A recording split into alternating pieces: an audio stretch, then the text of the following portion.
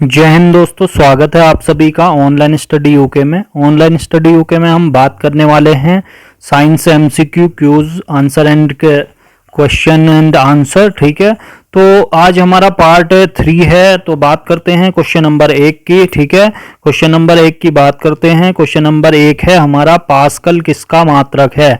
ठीक है, तो पास्कल किसका मात्रक है। ठीक है, पास्कल किसका मात्रक है, ऊर्जा का, दाब का, गति का, ऊष्मा का। ठीक है, तो पास्कल किसका मात्रक है, दाब का मात्रक है। किसका है, दाब का मात्रक है पास्कल। इसके बाद इसकी बात करें, पास्कल जो पास्कल है उसका एसआई मात्रक, दाब का मात्रक है पास्कल, एसआई मात्रक है। ठीक है, और ऊर्जा का जो मात्रक होता है वो जूल होता है, ऊर्जा का मात्रक।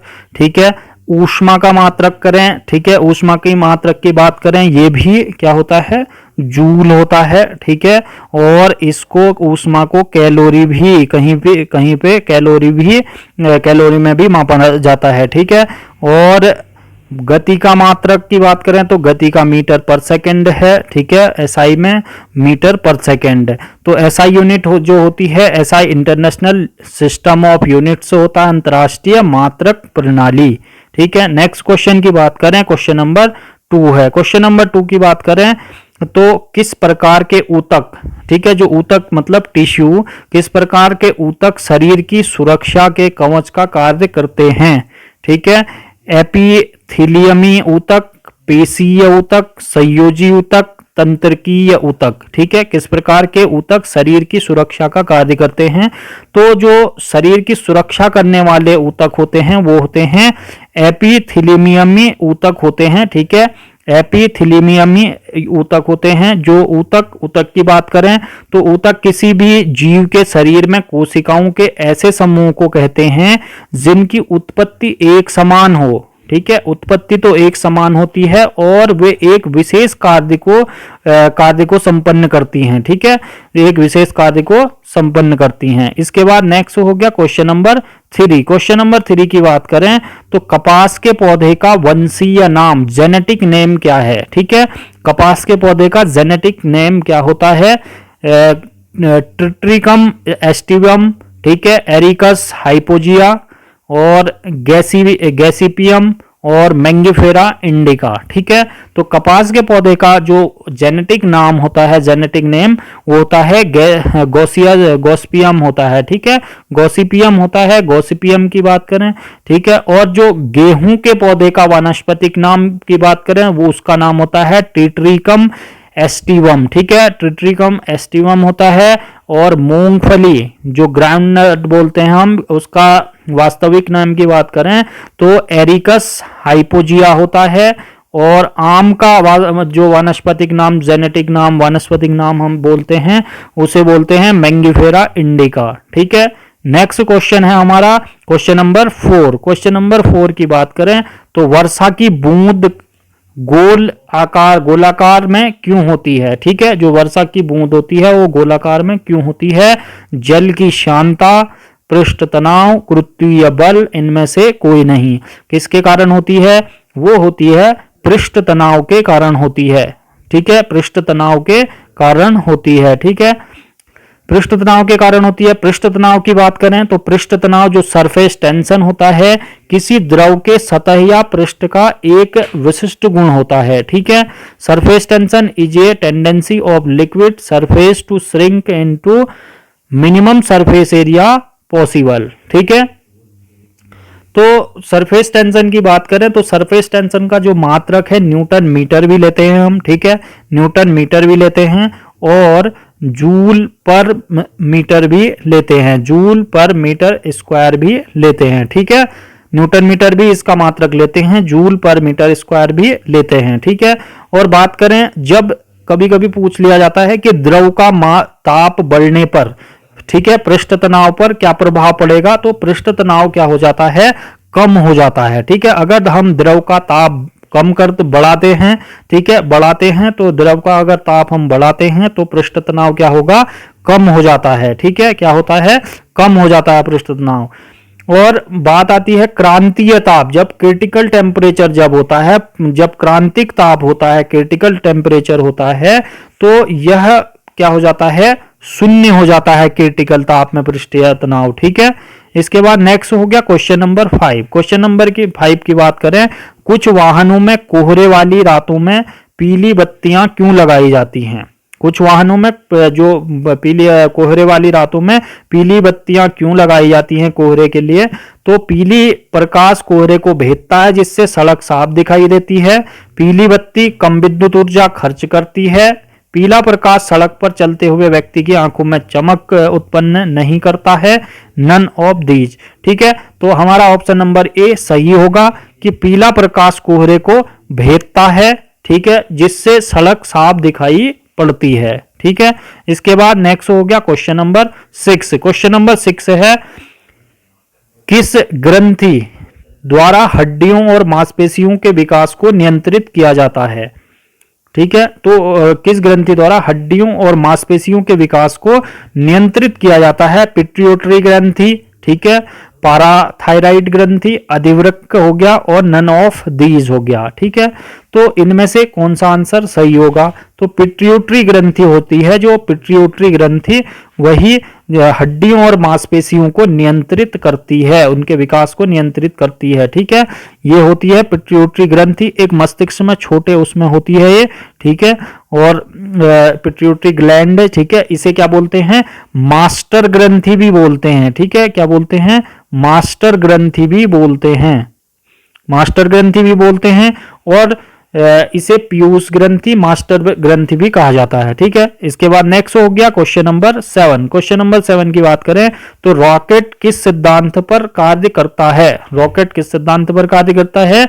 ऊर्जा संरक्षण, बर्नौली प्रमेय हो गया, संवेग संरक्षण, इनमें से कोई नहीं। ठीक है, तो ये रॉकेट होता है, रॉकेट किस सिद्धांत पर कार्य करता है? ये करता है संवेग संरक्षण की। ठीक है, संवेग संरक्षण के सिद्धांत पर रॉकेट कार्य करता है।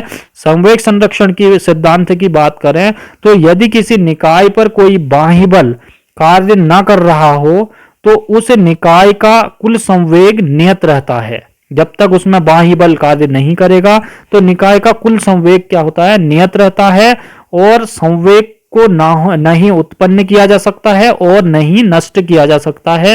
यह केवल एक रूप से दूसरे रूप में परिवर्तित हो जाता है। ठीक है, इसके बाद नेक्स्ट हो गया क्वेश्चन नंबर 8। क्वेश्चन नंबर 8 है, थर्म किसका मात्रक है? ठीक है, थर्म किसका मात्रक है? गति, ऊष्मा का और ऊष्माधारिता का, कोणीय संवेग का। ठीक है, तो इनमें से कौन सा आंसर सही है? थर्म किसका मात्रक है? थर्म होता है ऊष्मा का मात्रक। ठीक है, किसका होता है? ऊष्मा का मात्रक होता है थर्म। बात करें गति का मात्रक की बात करें तो गति का मात्रक होता है मीटर पर सेकंड होता है। ठीक है, मीटर पर सेकंड होता है गति का मात्रक। ऊष्मा का मात्रक, जो ऊष्माधारिता का मात्रक होता है वो होता है जूल प्रति केल्विन। ठीक है, जूल प्रति केल्विन, और ऊष्मा कैलोरी में भी मापी जाती है। ठीक है, तो ऊष्माधारिता की बात करें तो ऊष्माधारिता जूल प्रति केल्विन हो गया, और कोणीय संवेग का मात्रक की बात करें तो इसका है जूल सेकंड। ठीक है, जूल सेकंड है। इसके बाद नेक्स्ट हो गया क्वेश्चन नंबर 9। क्वेश्चन नंबर 9 की बात करें तो स्टील की गोली पारे में क्यों तैरती है? स्टील की गोली पारे में क्यों तैरती है? पारे का घनत्व तो स्टील की अपेक्षा अधिक होता है। पारे में कोई वस्तु डूब नहीं सकती है। स्टील का घनत्व तो पारे की अपेक्षा अधिक होता है, और गोली तैर नहीं सकती है। ठीक है, कौन सा आंसर सही होगा?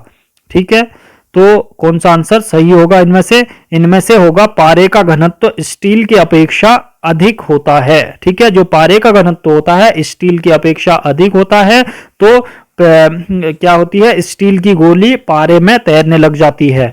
तो स्टील की गोली पारे पर इसलिए तैरती है क्योंकि इसका घनत्व जो होता है वो कमरे के तापमान पर लगभग 8 ग्राम प्रति घन सेंटीमीटर होता है। ठीक है, और पारे का घनत्व जो होता है 13.5 ग्राम प्रति घन सेंटीमीटर होता है।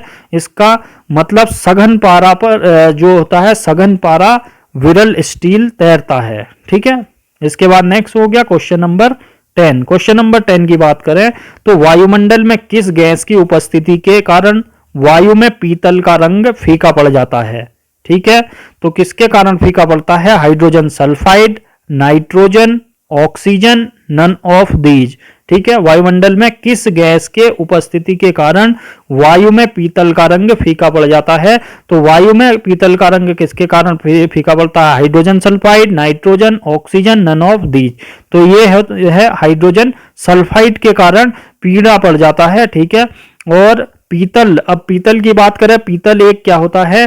जिंक, Zn और कॉपर का मिश्रण होता है। पीतल क्या होता है? पीतल जिंक और कॉपर का मिश्रण होता है, उसके द्वारा बनाया गया एक मिश्र धातु है ये। ठीक है, जिंक और कॉपर के द्वारा। और पीतल में मौजूदा कॉपर हवा में जो मौजूद होता है, कौन सा? कॉपर मौजूद होता है पीतल में, वो हवा के साथ ऑक्सीजन के साथ क्या करता है कि रासायनिक अभिक्रिया कर लेता है। ठीक है, इसके बाद तभी वो पीला पड़ता है। इसके बाद नेक्स्ट हो गया क्वेश्चन नंबर 11। क्वेश्चन नंबर 11 की बात करें, पानी का घनत्व डेंसिटी किस ताप पर अधिकतम होती है? ठीक है, जो पानी का घनत्व होता है वो किस ताप पर अधिकतम होता है? ये होता है 4 डिग्री सेंटीग्रेड पर। कितना? 4 डिग्री सेंटीग्रेड पर होता है। जल का घनत्व उसके तापमान पर निर्भर करता है। ठीक है, जल का घनत्व क्या करता है? उसके टेम्परेचर पर निर्भर करता है। जल की जो डेंसिटी होती है वो उसके टेम्परेचर पर निर्भर करती है जल के। इसके बाद जब जल को कमरे के तापमान से भी अधिक ठंडा किया जाता है तो तब वह अन्य पदार्थों की तरह ही तेजी से घना होता है। ठीक है, होने लगता है। और लगभग 4 डिग्री सेंटीग्रेड पर जल अपने अधिकतम घनत्व तक पहुंचता है। इसके बाद नेक्स्ट हो गया क्वेश्चन नंबर 12। क्वेश्चन नंबर 12 की बात करें तो किसी वस्तु के विस्थापन में डिस्प्लेसमेंट के बारे में निम्न में से कौन सा कथन सही है?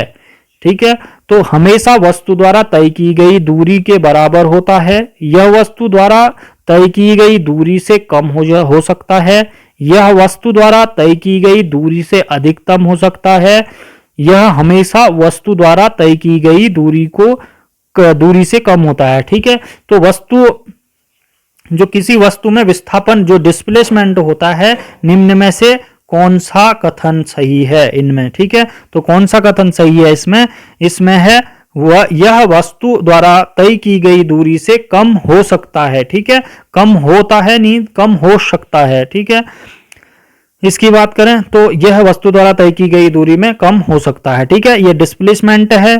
ठीक है, वस्तु द्वारा तय की गई जो दूरी है ये है ज्यादा है जो, और ये कभी कभी कम भी हो सकता है डिस्प्लेसमेंट। ठीक है, इसके बाद नेक्स्ट हो गया क्वेश्चन नंबर 13। क्वेश्चन नंबर 13 की बात करें, जिराप्थोल्मिया जो होती है, जिराप्थोल्मिया को रोकने के लिए किस विटामिन की आवश्यकता होती है? ठीक है, जो जिराप्थोल्मिया होती है वो किस विटामिन की आवश्यकता होती है इसे रोकने के लिए? तो ये होता है विटामिन ए। ठीक है, ये होता है vitamin A, vitamin B, vitamin C, vitamin D. तो किससे रुकता है ये होता है विटामिन ए। ठीक है, विटामिन ए होता है। विटामिन ए होता है ऐसी यह जो जिराप्थोल्मिया होती है, जिराप्थोल्मिया की बात करें तो एक ऐसी स्थिति होती है जिसमें आंख से आंसू उत्पन्न करने में विफल रहती है। ठीक है, तो आंख से आंसू इसमें नहीं आते हैं। इसके बाद नेक्स्ट हो गया क्वेश्चन नंबर 14। क्वेश्चन नंबर 14 हो गया, रोग और उसके कारणों का सही विकल्प है। रोग और उसके कारणों का सही विकल्प है ट्राइकिनोसिस, जीवाणु संक्रमण हो गया, स्पिल्पिंग हो गया, सिकनेस, भोजन न पका हुआ, एथलीट फुट, कवक, फंगस और मेनिंजाइटिस प्रोटोजोआ। ठीक है, कौन सा विकल्प सही है? तो एथलीट फुट जो है कवक से होता है। ठीक है, एथलीट फुट जो है हमारा कवक से होता है। गंजा, अब इसको याद करने का क्या है कि गंजा दामाद खाए फ्रूट। ठीक है, ये ट्रिक है हमारी। ठीक है, इसको याद करने की जो ट्रिक है वो जो कवक से होने वाले हैं। ठीक है, तो गंजा दामाद खाए फ्रूट, गंजा यानी कि गंजापन। ठीक है, दमा का रोग हो गया, दाद हो गया दाद, खाज हो गया खाज। ठीक है, और ए फ्रूट, ठीक है, एथलीट फुट, ये कवक से होने वाले रोग हैं। ठीक है, इसके बाद नेक्स्ट हो गया क्वेश्चन नंबर 15। क्वेश्चन नंबर 15 की बात करें तो अतिसार रोग। ठीक है, अतिसार रोग किसके कारण फैलता है? ठीक है, तो अतिसार रोग किसके कारण फैलता है? मक्खी जो मच्छर, कुत्ते से, और नन ऑफ दीज। ठीक है, किससे फैलता है? ये फैलता है मक्खी से। ठीक है, अतिसार जो रोग होता है वो मक्खी से फैलता है। मादा एनोफिलीज मच्छर से मलेरिया परजीवी का वाहक होता है। कौन सा? मलेरिया परजीवी का वाहक कौन सा मच्छर होता है? मादा एनोफिलीज होता है। और मादा एडीज मच्छर जो होता है डेंगू का वाहक होता है। ठीक है, डेंगू फैलाता है मादा एडीज मच्छर। और जो मादा एनाफिलीज की बात करें तो वो परजीवी मलेरिया का परजीवी होता है। और जो अतिसार जो रोग होगा वो मक्खी से होगा। ठीक है, इसके बाद नेक्स्ट हो गया क्वेश्चन नंबर 16। यकृत लीवर में कार्बोहाइड्रेट्स के रूप में संचित अपचा भोजन कहाँ जाता है? ठीक है, तो जो यकृत लीवर होता है उसमें कार्बोहाइड्रेट्स के रूप में संचित अपचा भोजन, जो बिना पचा हुआ भोजन, क्या भोजन कहलाता है? ठीक है, क्या कहलाता है? प्लप, ग्लूकोज, ग्लाइकोजन, कार्बोहाइड्रेट। ठीक है, प्लप, ग्लूकोज हो गया, ग्लाइकोजन हो गया, कार्बोहाइड्रेट्स हो गया। ठीक है, तो ये ग्लाइकोजन कहलाता है। क्या कहलाता है? जो अपचा भोजन होता है वो क्या कहलाता है? ग्लाइकोजन कहलाता है। ठीक है, इसके बाद नेक्स्ट हो गया क्वेश्चन नंबर 17। क्वेश्चन नंबर 17 की बात करें तो कौन सी तंत्रिका मस्तिष्क से जुड़ी होती है और खोपड़ी से निकलती है? ठीक है, कौन सी तंत्रिका मस्तिष्क से जुड़ी होती है और खोपड़ी से निकलती है? क्रेनियल नसें, स्पाइनल नसें, थैलेसिक नसें, और जो थैलेसिक तंत्रिकाएं, और साक्रल नसें। ठीक है, तो कौन सी होती हैं? जो खोपड़ी से मस्तिष्क से जुड़ी होती हैं और खोपड़ी से निकलती हैं। ठीक है, तो कौन सी होती हैं? क्रेनियल नसें जो होती हैं, क्रेनियल नसें वो होती हैं क्रेनियल नसें। ठीक है, वो क्या होती हैं? मस्तिष्क से तो निकलती हैं और खोपड़ी से जुड़ी मतलब बाहर निकलती हैं। ठीक है, क्रेनियल नसें। इसके बाद नेक्स्ट हो गया क्वेश्चन नंबर 18। क्वेश्चन नंबर 18 की बात करें तो एटीपी का क्या अभिप्राय है? ठीक है, एटीपी का क्या अभिप्राय है? एडिनोसिन डाइफास्फेट, एडिनोसिन ट्राइफास्फेट, और एडिनोसिन टेट्राफास्फेट, नन ऑफ दीज। ठीक है, तो इनमें से कौन सा उत्तर है? तो ये है एडिनोसिन ट्राइफास्फेट। ठीक है, एडिनोसिन ट्राइफास्फेट आपका उत्तर है। जो एडिनोसिन ट्राइफास्फेट की बात करें तो एडिनोसिन ट्राइफास्फेट एटीपी इज और जो ऑर्गेनाइज्ड जो compound that provide energy to drive many process in living cells. ठीक है, जैसे क्या होता है? मसल्स कंस्ट्रक्शन, जैसे मसल्स बनना, और नर्वस जो इम्पल्स हो गया, नाड़ी के हो गया। ठीक है, और प्रोपोगेशंस एंड केमिकल सिंथेसिस। जो एडिनोसिन ट्राइफास्फेट का जो केमिकल फॉर्मूला होता है वो होता है C10H16 N5O13 और P3। ठीक है, C10 हो गया, H16 N5O13 P3 होता है एडिनोसिन ट्राइफास्फेट। ठीक है, ATP। इसके बाद नेक्स्ट हो गया क्वेश्चन नंबर 19। क्वेश्चन नंबर 19 की बात करें, आवर्त सारणी में सबसे हल्की गैस कौन सी है? ठीक है, आवर्त सारणी में सबसे हल्की गैस कौन सी है? तो हाइड्रोजन, नाइट्रोजन, हीलियम, और नन ऑफ दीज। कौन सी है? इसमें है हीलियम सबसे हल्की धातु होती है आवर्त सारणी में। ठीक है, हीलियम आवर्त सारणी में सबसे हल्की धातु होती है। जो आधुनिक आवर्त सारणी जो मोजले ने दी, द मॉडर्न पीरियोडिक टेबल, उसके बारे में बात करें तो आधुनिक आवर्त सारणी में तत्वों को उनके क्या करते हैं? परमाणु क्रमांक के बढ़ते क्रम में सजाया गया है। ठीक है, उनके परमाणु तत्वों को क्या किया गया है? परमाणु क्रमांक के बढ़ते क्रम में सजाया गया है। ठीक है, हाइड्रोजन H जो होता है कि परमाणु संख्या सबसे कम होती है।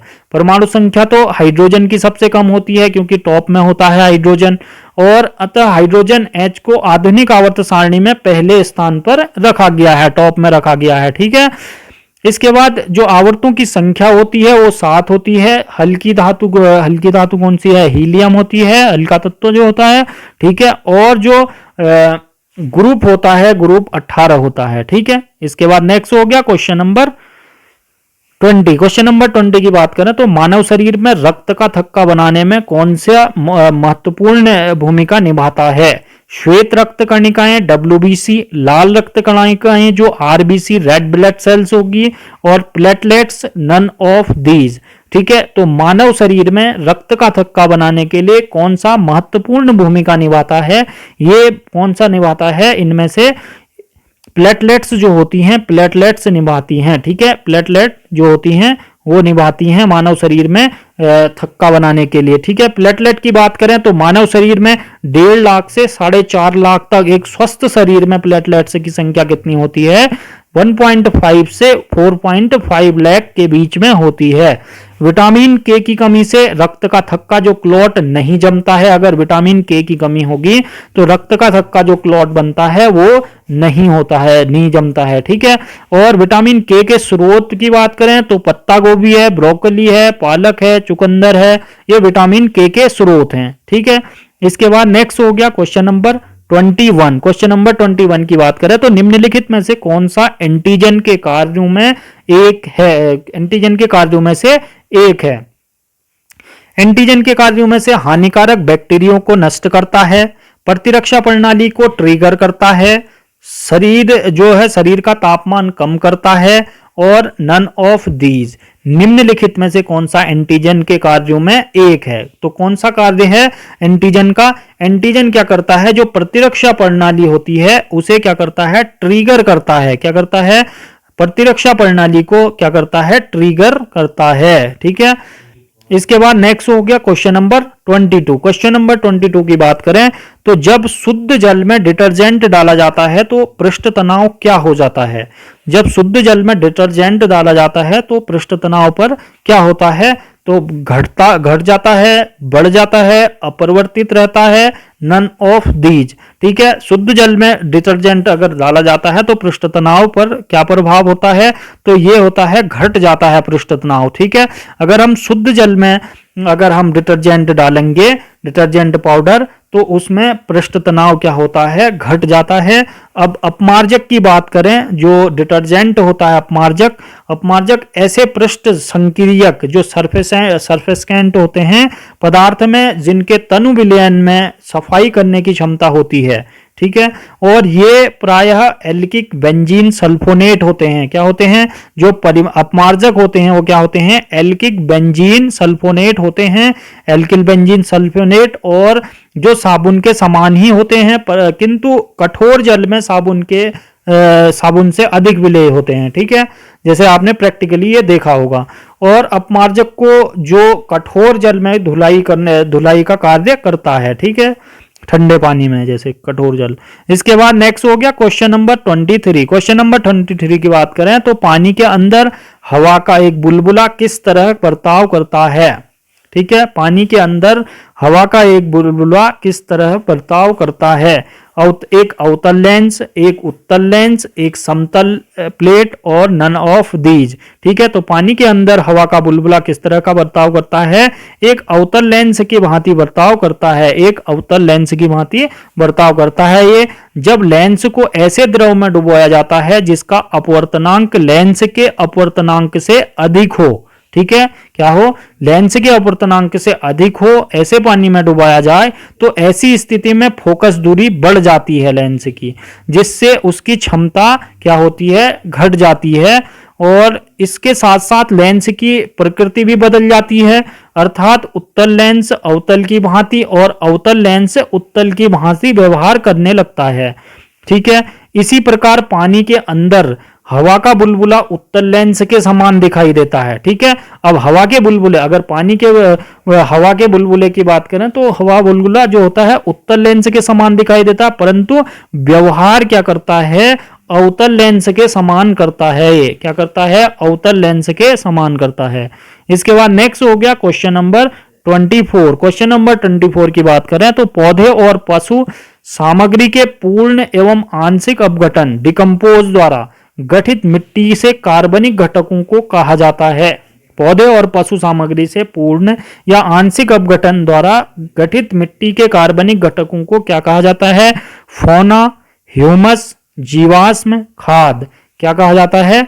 इसमें कहा जाता है पौधों और सामग्री को ह्यूमस कहा जाता है। ठीक है, ह्यूमस की बात करें, ठीक है, ह्यूमस की बात करें तो जो ह्यूमस भूरे काले रंग का पदार्थ होता है जो जैव पदार्थों के अंतशः सड़ने गलने से बनता है ह्यूमस। ठीक हो गया। और फोना की बात करें, फोना एक विशेष क्षेत्र या समय में मौजूद सभी पशु जीवन है फोना। और फ्लोरा, फ्लोरा की बात करें एक विशेष क्षेत्र समय में, एक क्षेत्र या एक समय में ही मौजूद सभी पौधे जो होते हैं वो क्या बोलते हैं, फ्लोरा बोलते हैं। ठीक है। और किसी भी विलुप्त जंतु या पौधे के किसी समय जीवित होने का प्रमाण क्या कहलाता है, जीवाश्म कहलाता है। ठीक है, जीवाश्म क्या कहलाता है, किसी भी विलुप्त जंतु या पौधे को किसी समय जीवित होने का प्रमाण जो मिलता है हमें क्या मिलता है, जीवाश्म कहलाता है वही। ठीक है। इसके बाद नेक्स्ट हो गया हमारा क्वेश्चन नंबर 25। क्वेश्चन नंबर 25 की बात करें तो उस धातु का नाम बताइए जो प्रकाश का सबसे अच्छा परावर्तक है। ठीक है, प्रकाश का सबसे अच्छा परावर्तक कौन सी धातु है? इसमें गोल्ड, सोना, चांदी, सिल्वर, लोहा, आयरन, मैग्नीशियम।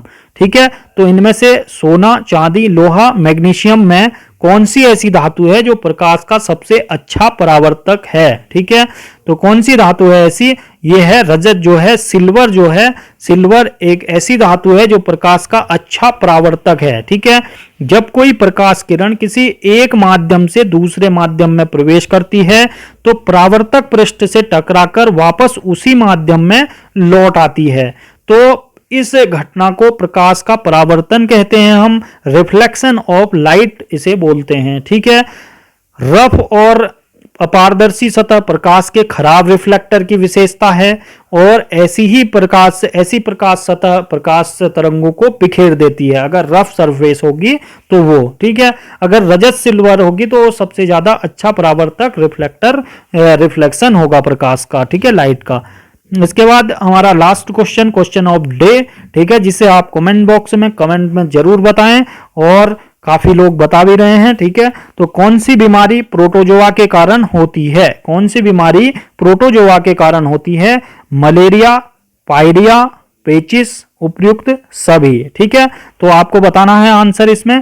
ठीक है, कौन सी बीमारी प्रोटोजोआ के कारण होती है। ठीक है, इसके बाद मिलते हैं नेक्स्ट लेक्चर के साथ और ज़्यादा से ज़्यादा वीडियो को शेयर जरूर कर दें अपने एजुकेशन ग्रुप में और सपोर्ट ज़्यादा से ज़्यादा करें और लाइक शेयर सब्सक्राइब तो कर ही दें, अगर नए हैं तो सब्सक्राइब जरूर कर दें। धन्यवाद। जय हिंद, जय उत्तराखंड।